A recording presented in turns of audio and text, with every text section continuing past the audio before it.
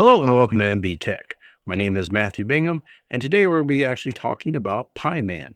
This is a Docker container that you can set up.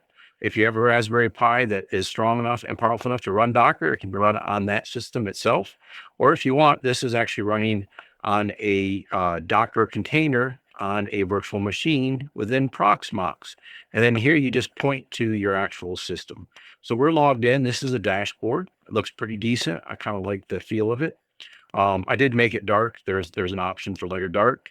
So devices, this is the Raspberry Pi box that I've been playing around with, and you can tell uptime and how long it's been up.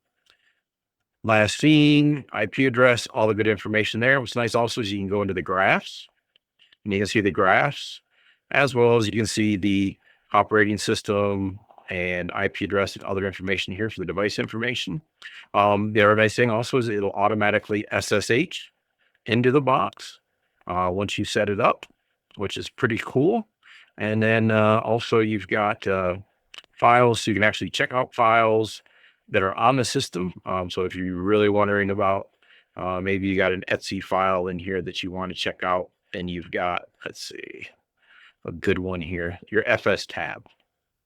It'll show you your FS tab, so it looks like without even having to, physically SSH. It's going right through this one web interface to get to it.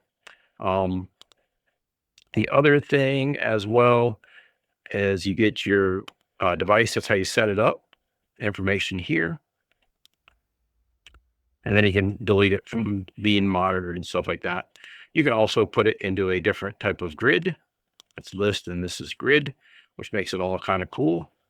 And then you can set up different locations. So if you have an office or different places, you can have these all set up online, offline, and warning.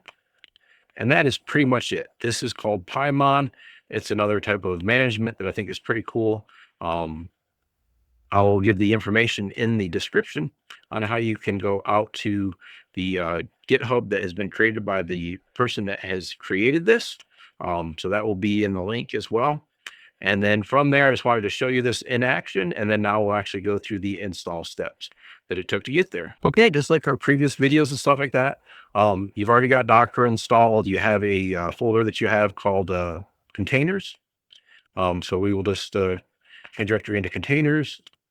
And then here, what we need to do is we actually need to go to the website, and then we are going to go into PiMan. We'll zoom into that a little bit. There's PiMan.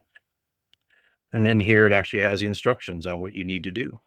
What it's using is a front end, back end, and all that stuff. So we're doing option B, manual Docker commands. So we are going to do this here and do a list. After we've got that git clone, we're just going to go and change directories into PiMan. Do a quick ls. And then here we can see there is a Docker compose here. From within PiMan, we're just going to, like I said, follow the instructions. We're going to change directories in, and we're going to do a Docker compose up. Next, we're going to do a Docker compose up -d once we change into the PiMan. And here we can do a Docker PS, and we see our entry points. And then here we can try going to the web page. Okay, once it finally finishes going through all of its build process and getting the images ready and stuff like that, here you will actually enter the information that he has on his website. So it would be your IP address at 3000, and then admin at PiMan and admin 123. We're now logged in as the admin user. This is a demo device that he put in here. So if you go here, it'll actually show it's test Pi, it's offline. It's got a fake IP address and all our stuff, but at least you can see it. And I mean, that's not a bad thing. What we're going to do, I'm actually going to delete this one just by hitting the little trash can there, delete device. I'm also going to put some shades on here because this screen is awful bright. And now let's go to devices.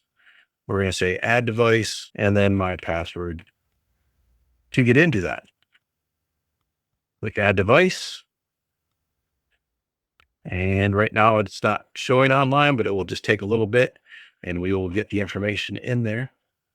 Users, you can add a user here as well if you want. MB Tech, I'm going to make him an admin and active. So now there's an MB Tech user as well that is active.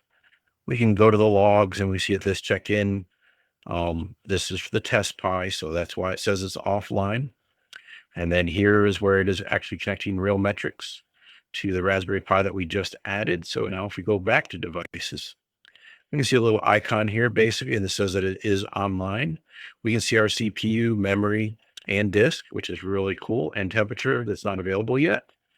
We can go from list to actual, I guess, blocks or different, coordinated things, which I think is pretty cool. And then we can actually go in and see what our usage is for the system, just like we had previously. So that's pretty cool. I like it. I have to admit, I think it's pretty cool. If you don't have other ways of managing your Raspberry Pi stuff.